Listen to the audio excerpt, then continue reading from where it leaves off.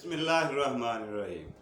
नाजरीन, आज 9 जुलाई हफ्ता का दिन साल 2022, शाम का वक्त, खूबसूरत इवनिंग। और अब तो गर्मी का मौसम भी टूट गया। बारिश ने मौसम को खुशगवार बना दिया। गो के गलियों बाज़ारों और सड़कों पे पानी खड़ा हुआ नज़र आ रहा है, लेकिन कम से कम गर्मी की शिद्दत में कमी हुई है। इसलिए ये रोशन पहलू कहा जा सकता है बारिश का।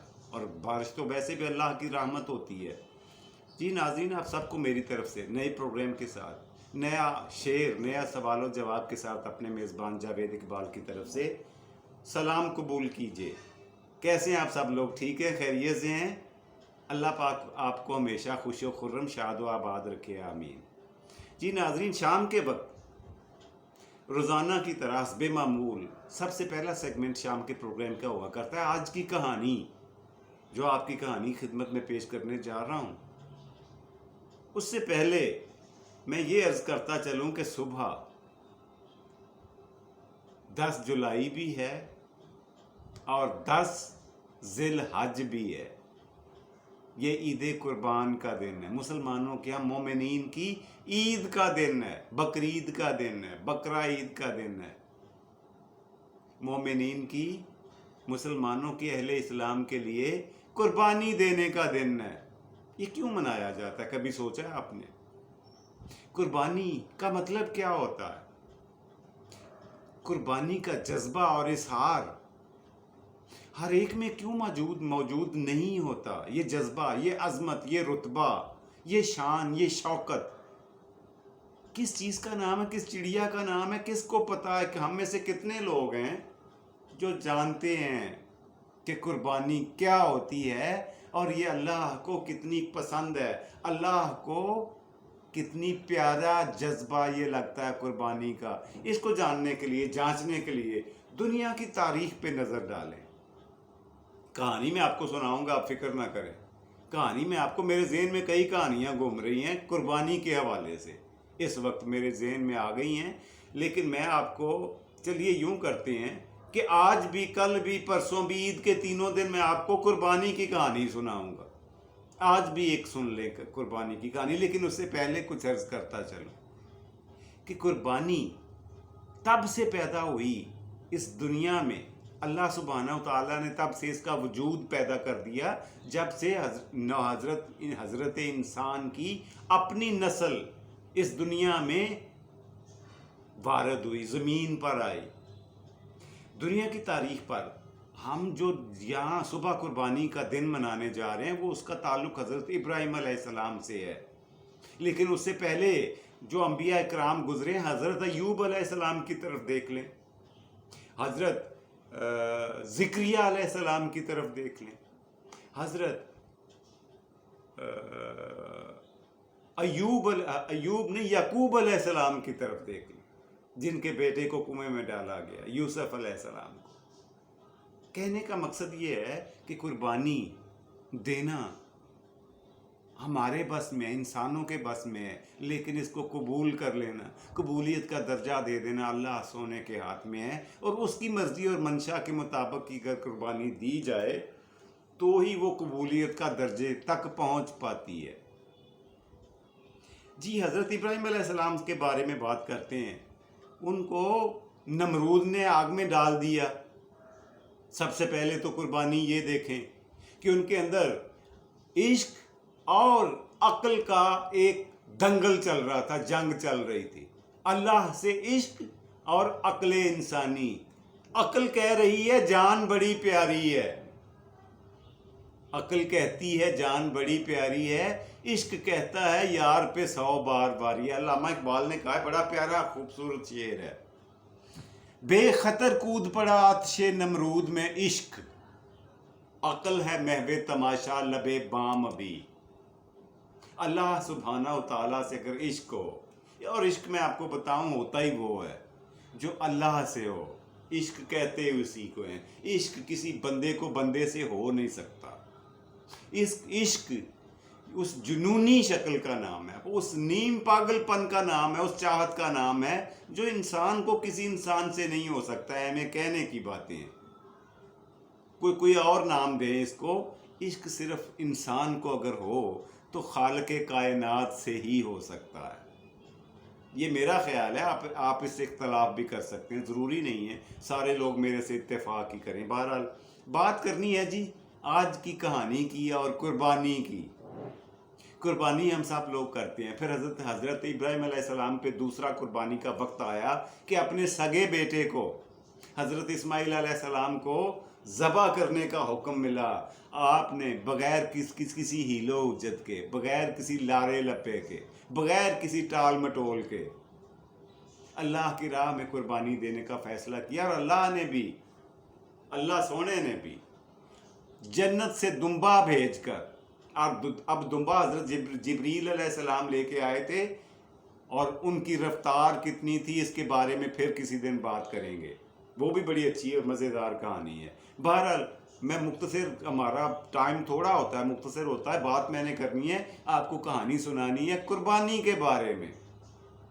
حضرت ابراہیم علیہ السلام نے اپنے بیٹے کی قربانی دے کر دمبا ذبح کروا دیا اللہ نے، اور ہم ان کی سنت پہ عمل پیرا ہوتے ہوئے ہر سال 10 ذی الحج کو تمام مومنین اپنی استطاعت کے مطابق، اپنی توفیق کے مطابق جن پر قربانی لاگو اور واجب ہے وہ ادا کرتے ہیں.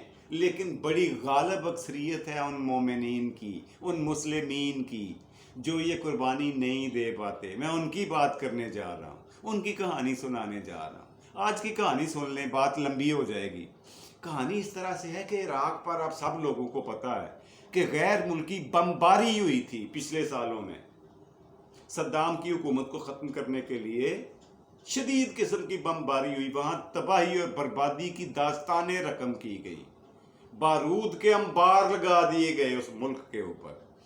اس کے بعد کیا ہوا کہ سارے ملک میں غربت، افلاس، قحط اور بیماریوں کا ایک سمندر امڑ آیا.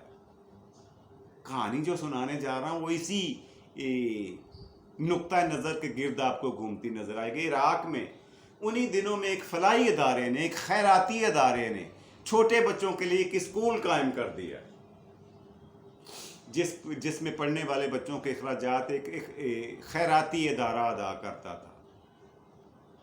ایک دن سالانہ امتحان ہوئے تو ٹیچر کے دل میں، یہ لیڈی ٹیچر تھی، ان کے دل میں یہ خیال آیا کہ میں بچوں کے لیے کوئی انسینٹیو رکھوں تاکہ یہ اچھے نمبر لیں، زیادہ محنت کریں اور پاس ہوں.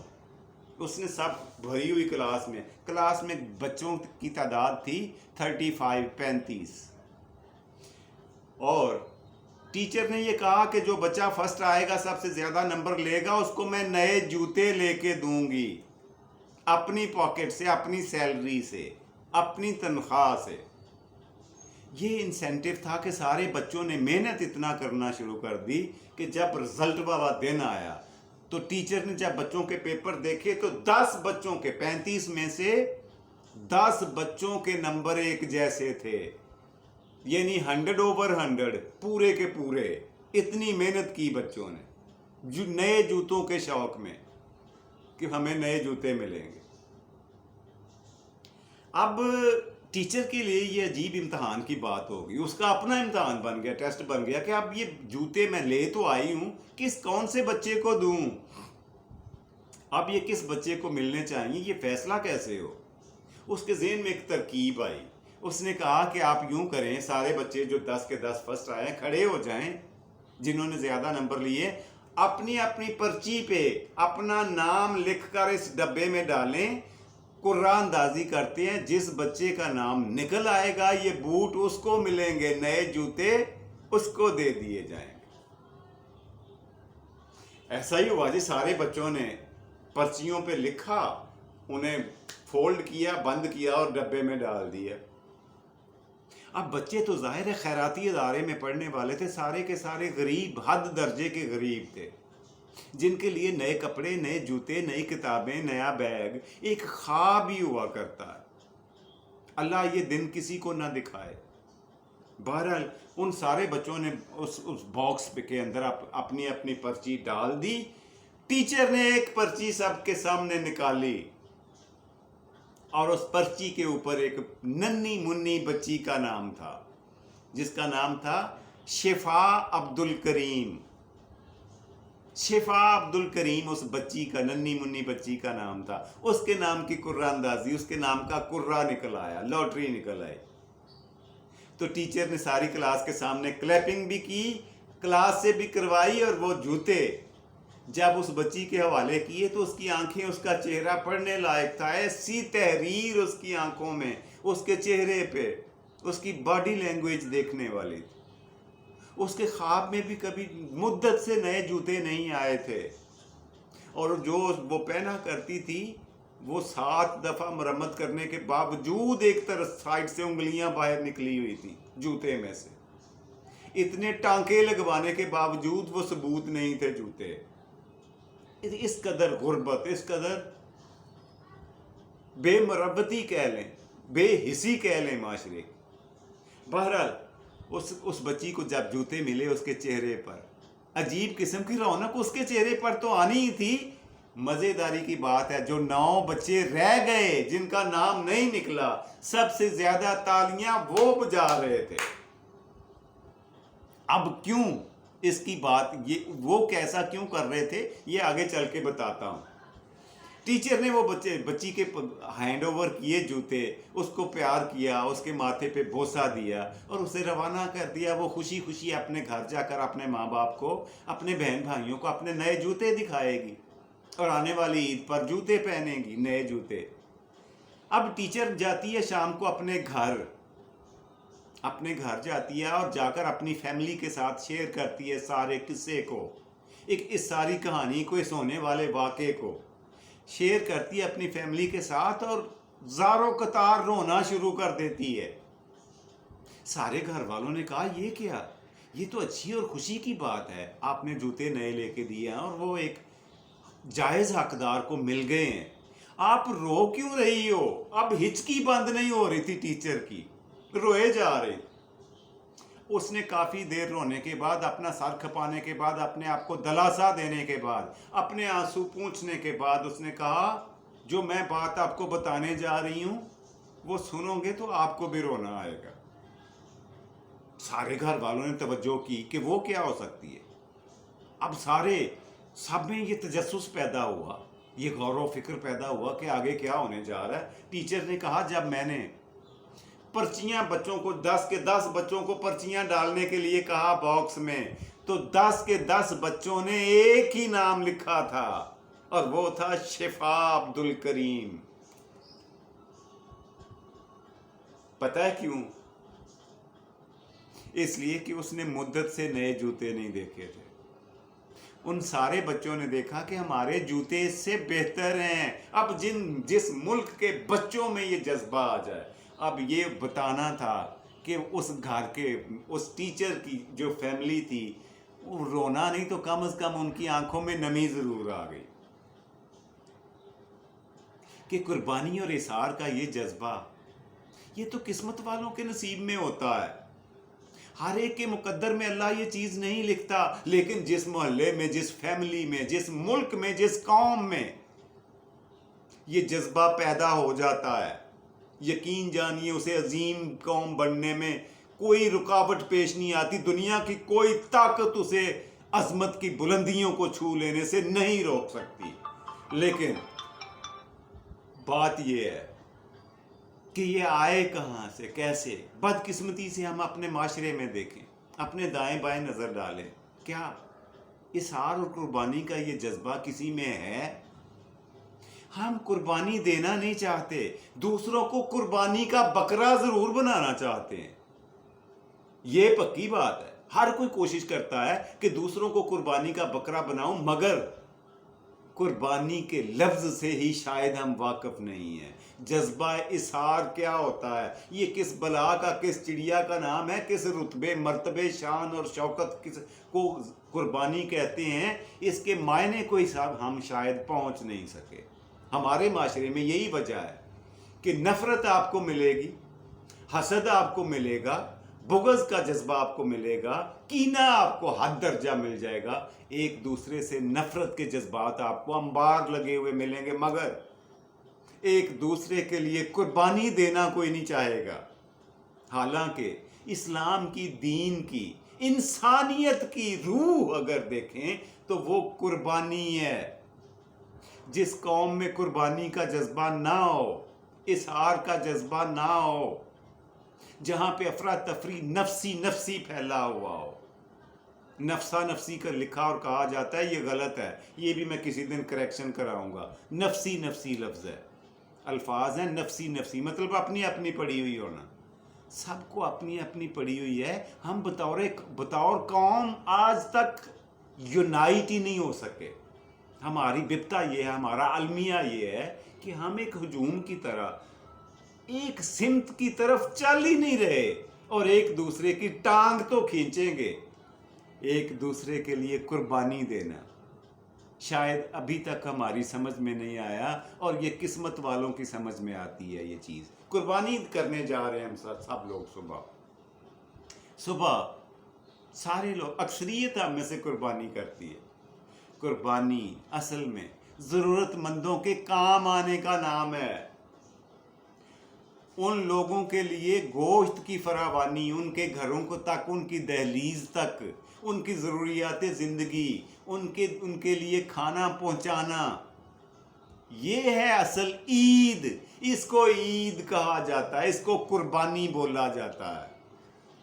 کتنے لوگ ہیں ہم میں سے، پچھلے دنوں میں اخبار میں ایک فوٹو دیکھ رہا تھا، ایک صاحب نے ایک بیڑا لوڈ کیا ہوا تھا ویگن پہ، اور ساتھ ایک فریزر بھی رکھا ہوا تھا نیا، اور نیچے لکھا ہوا تھا کتنے عقل مند آدمی ہیں یہ، قربانی کا بندوبست بھی ساتھ لے کے آئے. یعنی قربانی کو کاٹ کر ہم نے فریزر میں بھر لینا ہے، اور اسے پھر 2 مہینے خود ہی کھاتے رہنا ہے. یار یہ قربانی نہیں ہے. اسے کوئی اور نام دے لو، قربانی نہ کہا کرو. اور بہت سے الفاظ ہیں دنیا میں. یہ جو سیکریفائس ہوتی ہے نا انگریزی میں جسے کہتے ہیں سیکریفائس، قربانی، یہ اس چیز کا نام نہیں ہے. ہم اگر ان لوگوں کا خیال نہیں کریں گے جو لوگ اس نعمت سے محروم ہیں، نئے کپڑے نہیں لے سکتے، عید کی خوشیوں میں شامل نہیں ہو سکتے، آپ کے رشتہ داروں میں ہیں، آپ کے ہمسایوں میں ہیں، گلی محلے میں ہیں، تو آپ کی قربانی نہیں ہے، عید نہیں ہے. معافی چاہوں گا اگر یہ بات کسی کو بری لگی ہو. دوسروں کے لیے اظہار اور قربانی کا جذبہ رکھنا، یہ عید ہے. اصل عید یہ، اسے روحانی خوشی ملتی ہے، دلی اور دماغی سکون ملتا ہے، اسے عید کہا جاتا ہے. کل بھی انشاءاللہ میں آپ کو عیدی کی کہانی سناؤں گا، آپ اطمینان رکھیں. آج کے پروگرام کا دوسرا سیگمنٹ کی طرف بڑھتے ہیں، اور وہ ہے آج کا سوال. پچھلے پروگرام میں میں نے آپ سے یہ پوچھا تھا کہ یہ بتائیں حضرت موسیٰ علیہ السلام کی قوم پر یعنی آل عمران پر من و سلوہ کتنے سال تک اترتا رہا، نازل ہوتا رہا؟ اس کی مدت ہے جی 40 ایئرز، 40 سال. آج کا سوال بھی حضرت موسیٰ علیہ السلام کے بارے میں کر لیتے ہیں. یہ بتائیے کہ حضرت موسیٰ علیہ السلام کی عمر کتنی تھی؟ وہ کتنے دن کے تھے جب ان کو دریا میں بہا دیا گیا؟ پیدائش کے کتنے دن بعد ان کو دریا کے سپرد کر دیا گیا زندہ ہی؟ عمر مبارک کتنی تھی؟ آج کے پروگرام کا تیسرا آخری اور مزیدار سیگمنٹ، آج کا شعر. آج کا شعر آپ کی خدمت میں پیش کرتا ہوں. وہ اس طرح سے ہے کہ خدا کی ذات پہ ہم کو اتنا یقین ہے، ورنہ خدا کی ذات پہ ہم کو اتنا یقین ہے، ورنہ دیے جلا کے ہواؤں میں کون رکھتا ہے. یہ تھا جی آج کا پروگرام. اسی کے ساتھ اپنے میزبان جاوید اقبال کو اجازت دیجیے. اپنا اور اپنے پیاروں کا اور اپنے قرب و جوار کا، اپنے حقداروں کا، اپنے محلہ داروں کا، غربا کا، مساکین کا، یتامہ کا خاص خیال رکھیے گا. عید منائیں مگر عید کے جوش و جذبے کے ساتھ، اس کی روح کے مطابق عید منائیں، ضرور منائیں. اللہ آپ کو ایسی ہزاروں لاکھوں عیدیں دیکھنا نصیب کرے، آپ کو اور آپ کے بچوں کو خوش رکھے. اپنا اور اپنے پیاروں کا ڈھیر سارا خیال رکھا کریں. مجھے اپنی دعاؤں میں یاد رکھیے گا. اللہ سبحانہ و تعالیٰ آپ کو آسانیاں عطا فرمائے اور آسانیاں تقسیم کرنے کی توفیق دے. رب رکھا اور پاکستان زندہ باد.